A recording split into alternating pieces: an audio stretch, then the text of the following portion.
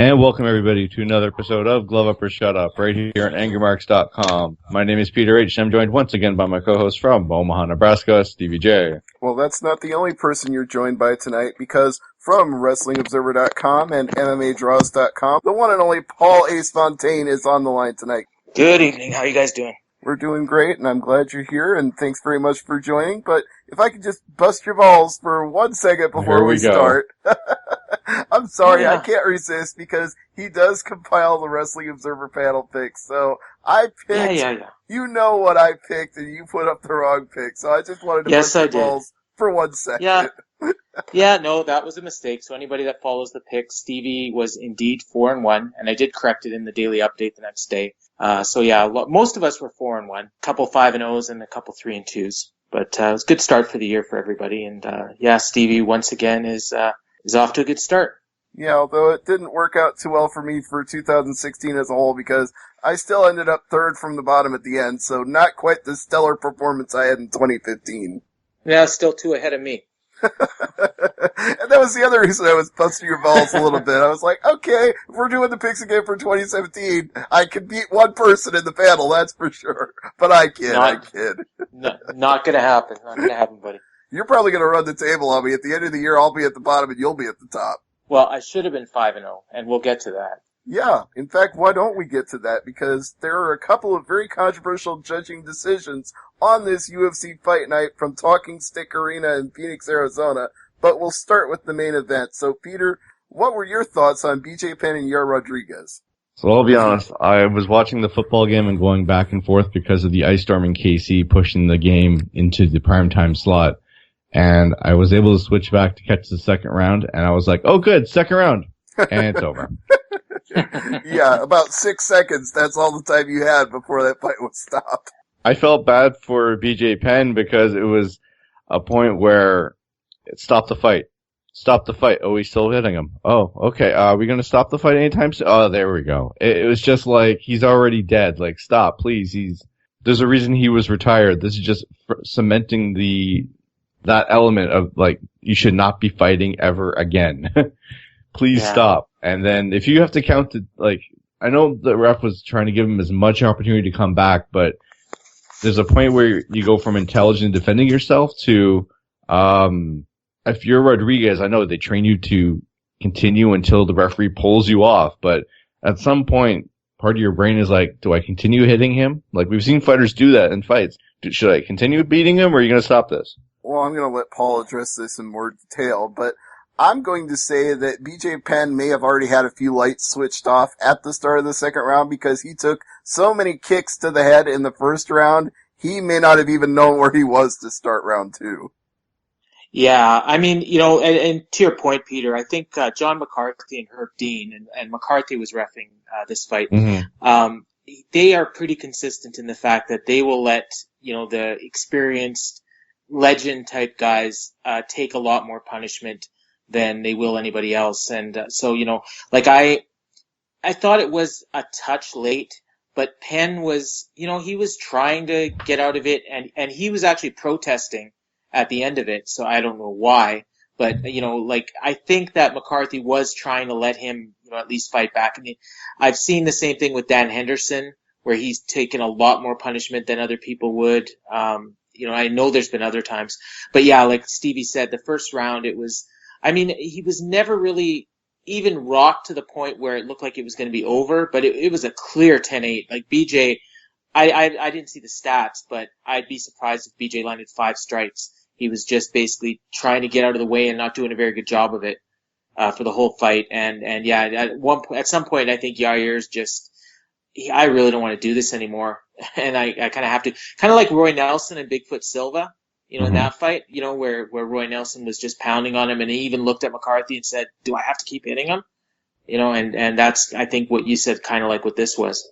Yeah, I don't think Yair wanted to hurt BJ Penn as badly as he ended up doing. I think he knew this fight was his from the moment they announced it, and the performance he gave, I wouldn't say he was showboating, but he was definitely showing off. He's like, look at all these spinning kicks and flying kicks, and look at this arsenal of striking I have. And then after that first round where he got to show off everything he could do, he just came in there and rocked BJ with one punch and sent him reeling. Yeah, that basically says it. See, the thing is, I have no problem if a referee will give a champion, if they're rocked, give them the extra couple of seconds to recover because it's a championship fight. And Stevie's mentioned in the past, it's like, for the safety of the fighter, they shouldn't give as much time as we've seen certain championship fights give if the champ is about to lose, they'll give them a couple extra seconds, but sometimes they're rocked so hard because, they got hit by one of those punches where, it would stop half the roster in 2 seconds. It's like, you gotta draw a fine line there. Every fighter always says to me that they hit so much harder with 4-ounce gloves. I don't know the science behind that, but in this case, I think I actually do believe that statement that 4-ounce gloves make it easier to hit harder, because it didn't seem like BJ was getting anywhere close to being able to survive any of those shots that landed on him. Yeah. No, that was not fun to watch. No. And this is why I didn't want the fight to even happen. Sorry, I didn't mean to cut you off, Paul, but this is No. I said this to Peter last week. I'm like, I'm past the point now because I was at the fight in Vegas with Frankie Edgar, and after seeing the one-sided beating he took in that fight, I was ready to see BJ never fight again. Yeah, no, I was at that fight too, and this is kind of why I thought this fight might be a little more competitive than it was. Just because, Frankie's the best in the division, or, one of the top 3 anyways, and Yair is not quite there yet. And, and BJ came into that fight a little diminished, but there's the other factor. It's been 2.5 years and he's now 41, and Yair's just getting better and better. So yeah, that was just not a good idea on so many levels. And I'm hoping that it's the last time we see him fight. I really hope so. I think if BJ didn't answer the question that he said he wanted answered when you and I were there, how could he not have it answered now? He's not on the level of even Yair Rodriguez, let alone the top 10 guys in the division, which raises a question all its own. Does this really do anything for Yair? I mean, he beat a legend, he beat a name, but as you said, a diminished name. Does this really elevate Yair? No, I don't think it does. I think he was put in a no-win situation here where you win, great, you beat somebody in his 40s, or B, you got beat by somebody in his 40s. Yeah, I mean, the only good thing you can say is that, he did look impressive, and as opposed to his last fight where, I thought that he should have handled Caceres a little better than he did, and he did get a stoppage win, which is only his second stoppage in UFC, so that's good as well, but yeah, you'd like to see what he's going to do against an actual top 15 guy now. Yeah, they can't give him another fight like this one now. It's all top 10 fighters for Yair from this point. Well, who's out there? Dennis Seaver, he's got to go get somebody in the top 10, top 15 for sure. Absolutely. So, the controversy of the co-main event is next on our docket. Paul, I'm going to start with you on this one because I know you have some definite opinions about the judging of this fight. Yeah. So that Joe Lauzon and Marcin Held, and I mean, okay. So the first 2 rounds were pretty much, actually all 3 rounds were pretty much the same. Marcin Held would, take him down, hold him down. Lauzon didn't have much for him. Held didn't do hardly any damage on the ground, but he did control him, and he did get him there. The first round, Lauzon had about 30 seconds of offense where he did a lot of damage. He had Held in a lot of trouble, but Held fought him off. And I mean, I had Lauzon winning the first round, and I think most people did, but it was close enough to where if you gave it to Held, you wouldn't question it. So second round though, I mean, Lauzon did nothing. But Held didn't do much either, except he held him down. And then the third round was more the same, except it was even more dominant to the point where Held even had Mount at one point. And somehow the judges gave the fight to Joe Lauzon, which, I think there was 20 some media scores. Not a single person gave it to Lauzon. There was one draw, and everyone else had it for Held, for Held. And yeah, it was just baffling. What was even more remarkable about that is the immediate post-fight interview. They go to Joe Lauzon and he says, I didn't win that fight. I don't know what you guys saw, but I didn't win that fight. That wasn't my fight. I got controlled. I didn't win anything. See, I think Yeah. one of the judging criteria, it's still octagon control, is it not? No, with the new rules, it's not. And that's the one thing but that didn't really come into play here. Effective grappling and striking. And I mean, the effective grappling, there's no question that Marcin Held had it. Mm-hmm. No question at all. And striking, I mean, most of the fight was on the ground. So when they were on the feet, it was pretty even.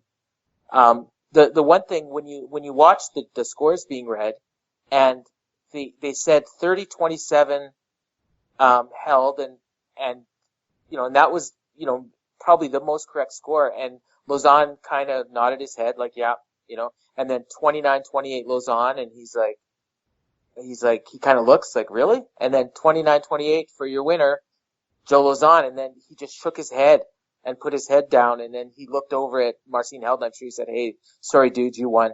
Like, I've never seen anything like it. Yeah, it was almost the most self-effacing interview of all time. I think there's been only one other case that's even comparable, is a Rampage Jackson fight, and I believe it was Lyoto Machida. I could be wrong in my memory of it, but it seems to me that, immediately after the fight, he did an interview or a press conference and said, I thought Machida won the fight. Yeah, I think it was a post-fight press conference, yeah. Mm-hmm. Yeah, but this was in the octagon, which is just baffling. And there's a lot of that on that show, with fighters in their post-fight interviews apologizing to the fans for their performance. And Daniel Cormier even mentioned it. He said, I've never seen this before. It was at least 4 or 5 guys that apologized for their performance. Mm-hmm. Well, after you and I talked about it, Paul, I went back and rewatched it. I rescored the fight. I made sure I was playing the correct scoring criteria for the rules as they stand now. And I still came up with 29-28 Marcin Held, because as you alluded to, the first round is the only one that definitively went to Joe Lausanne, because when Held was going for that takedown and Lausanne started laying in the elbows to his head, Held was in serious trouble. He got rocked, and it was pretty close to the point where some referees would have actually stopped that, but he managed to recover on the ground, but he was in danger there for a little bit. Oh yeah, and I mean, and as you're watching it, by the end of the round, I was even, I'm remembering back to that first minute and a half where Lausanne had, that brief flurry of offense, and I'm like, was that enough? And I was even questioning whether to even give him that round, because Held won the rest of the round, but he didn't really do any damage, and he wasn't so dominant that you could negate that, that 30 seconds, 45 seconds of dominance there, where like you said, I mean, some refs might have stopped it. I don't think a lot would have, especially that it was Lausanne. If it was some prelim fight against a debuting guy, yeah, they probably would have stopped it. Mm-hmm. But Lausanne's got a reputation, and they're just not going to stop any fight. But I mean, the other 2 rounds, I mean, you could watch them 10 times, and I don't see how you could possibly say that Lausanne won. And this is why I wanted to make it a roundtable question for all of us, because Peter and I have gone back and forth several times on this point, and when he thinks there's a wrong judging decision, I always point out to him that in a close round, a 10-9 either way is not a robbery. So if one judge scores 27-30 and the other scores 30-27, it may not be as bad as it seems. But in this case, I think it really is as bad as it seems, because there's just no other way to score rounds 2 and 3 than for Held. And his opponent actually admits Held won. So this is about as clear-cut a case of bad judging as we have ever seen. Well, and the thing is, it's not so much that Held just dominated, and it was he almost finished him or anything like that. It was just Lausanne did nothing. Mm-hmm. And I mean, that's the thing. It's not that Held. It's not the question of whether or not Held won the round. It's how could you possibly say that Lausanne won the round? Right. He completely didn't win the round. Held may have only done a little more, but he did a little more, and Lausanne did nothing. Yeah, exactly.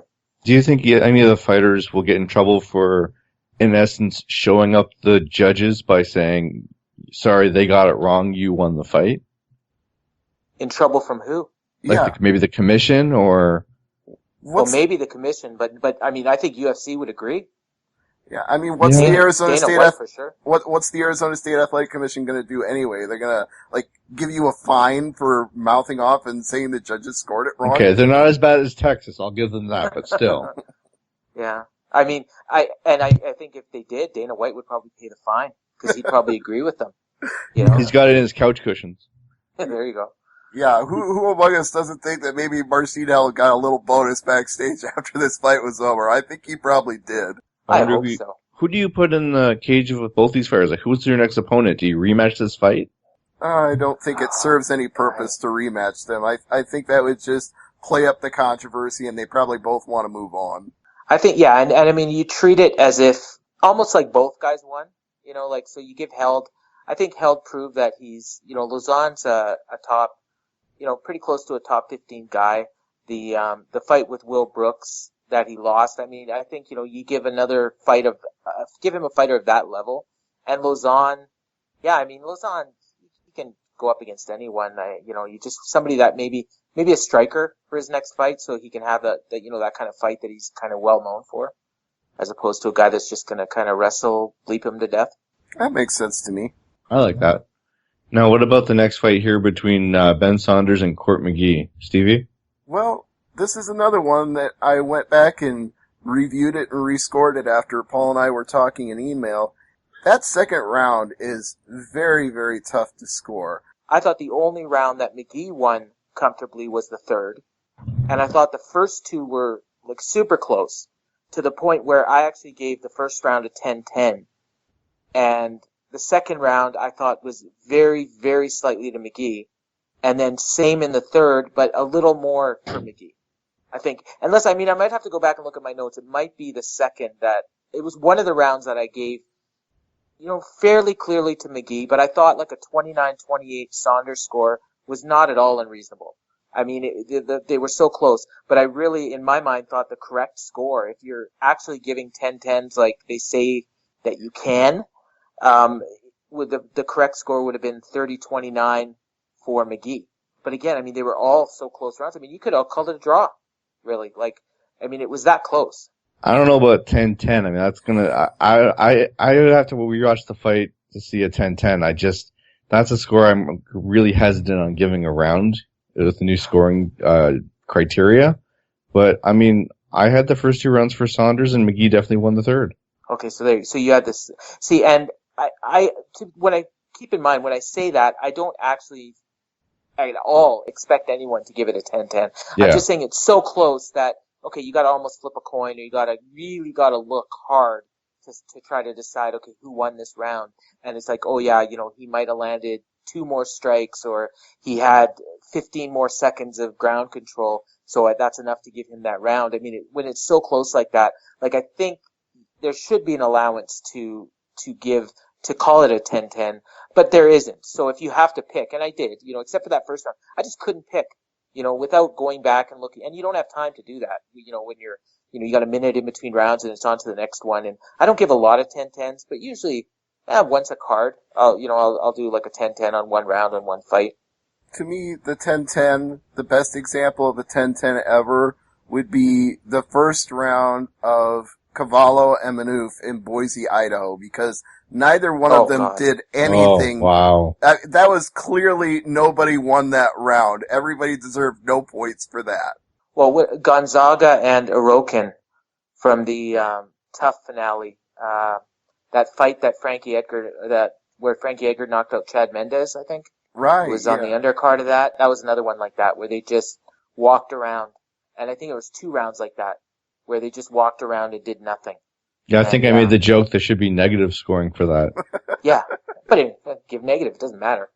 But yeah, no, I mean, so the Saunders McGee, people were saying it was, I mean, you wouldn't call that a robbery. I mean, most people had it for McGee, and Saunders seemed a little surprised that he won, and he was out of breath, and, you know, clearly, I mean, it wasn't a great performance from either one of them. I don't know why McGee's fighting at welterweight. I mean, it's not like he's big for the division or anything like that, but he was doing really well at middleweight, and now he's 2-3 at 170, and, you know, I don't know. But yeah, that fight, you know, either way, tough to pick a winner, and I don't think there was a bad score there, and it was a split decision, so. to me, and this is just a little bit of personal bias showing, I actually got a kick out of Ben Saunders giving his post-fight shout-outs when he said, "Sure Dog, MMA Junkie, and all the maniacs at MMA Mania." I was like, wow! That was cool. And I should correct myself. It wasn't a split decision. It was actually 29-28 across the board. Mm-hmm. And I think actually that's where people, it's funny when people complain that it wasn't a split decision.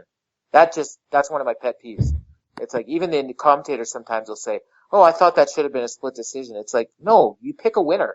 You know what I mean? Like, I guess the thing I always figure is that if I predict a split decision, I'm surprised when there isn't one, even though that's not something any of us should actually want. But when a fight is that close, I usually figure two judges will see it one way, one judge will see it the other. Yeah, and that's fine. Like to say that you think it'll be a split decision is different than saying you think it should have been a split decision. Right. Exactly. You know what I mean? Exactly. Yeah. This one, I don't think we have to worry about anybody deciding it was one way or the other, because I felt like Sergio Pettis clearly won the fight with John Moraga. No controversy here. No, not at all. I'm trying to figure out what you do next with Moraga, because what he's doing here isn't working. Cut him? Ooh, ouch. Wow. Well, okay, that's harsh, but he's lost 3 in a row. He's a gatekeeper in the sense that, he could beat somebody that's coming up. He's already fought for the title. To me, he's in the same position as Tim Elliott was in. And really, what's left for him? So you cut him, he goes back on the regional scene, wins a couple fights, comes back. He's a young guy. Or he doesn't, and then he never should have been around to begin with. I mean, UFC's done this with a lot of guys. And quite frankly, better guys than him. I find it funny that Pettis wins this fight and still drops in the rankings. Wow. How does that math work exactly? You win and you fall. Wait, are the rankings updated already? Let me see. I have Pettis down 1 to 15.